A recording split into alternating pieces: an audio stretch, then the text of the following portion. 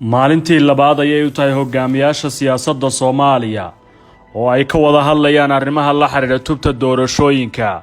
Hadda waxaa soo baxaya macluumaad cusub oo la xiriira nooca doorashada ee hore loogu heshiiyey 17 Sebtembar oo dowlad goboleedyada qaarkood ay doonayaan in wax ka bedel lagu sameeyo, gaar ahaan marka ay timaado doodaha la xiriira arrimaha ku wajahan halka doorashooyinka lagu qabanayo, nooca doorashada marka laga tago ergada codaynaysa iyo waliba sidoo kale saamaynta cidda yeelan doonta.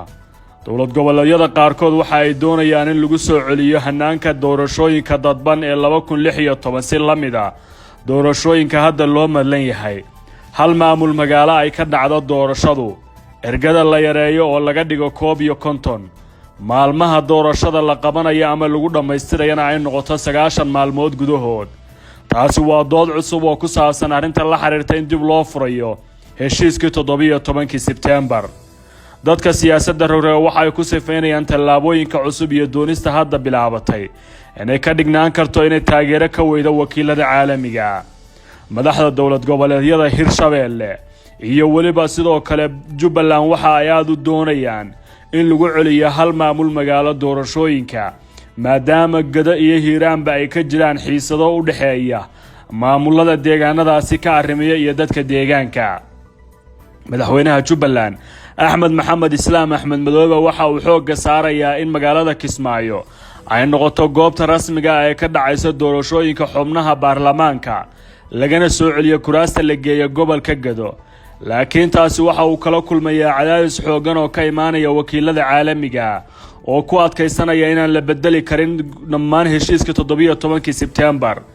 Cali Goodlaawe waxa uu isna doonayaa in beledweyne aysan noqon xarun doorasho, waxaana uu ka cabsanayaa inay sahaynta qaybo ka mid ah odayaasha dhaqanka iyo dadka deegaanka oo ka soo horjeeda Hirshabeelle iyo madaxtinimadiisaba inuu kala kulmo caqabad kale oo siyaasadeed.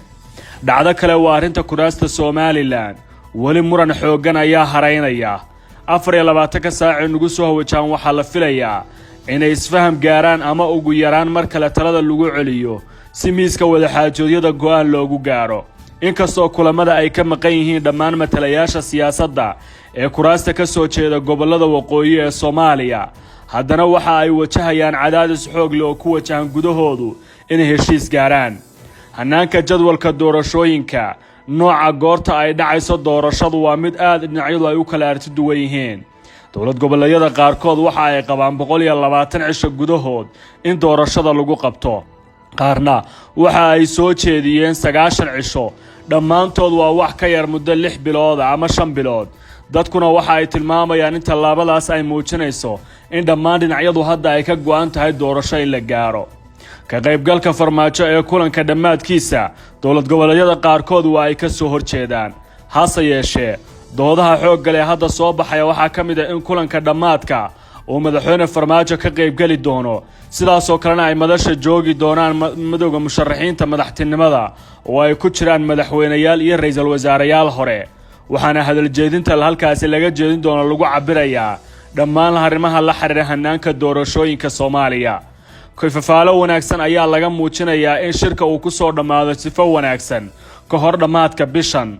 dowlad goboleedyada iyo dowladda federaalkuna ay gaari doonaan heshiis kale oo dhabaha u xaari doono qabsoomidda doorashooyin lagu wada qanacsan yahay. ma jeceshahay inaad barato quraanka kariimka ah iyo culumta shareecada? ugu kaalay markaska Nuurayn Online oo baro adigoo gurigaaga jooga quraanka, higaada iyo culumta kale islaamka. wixii faahfaahin kala xiriir nambarada shaashada kaaga muuqda.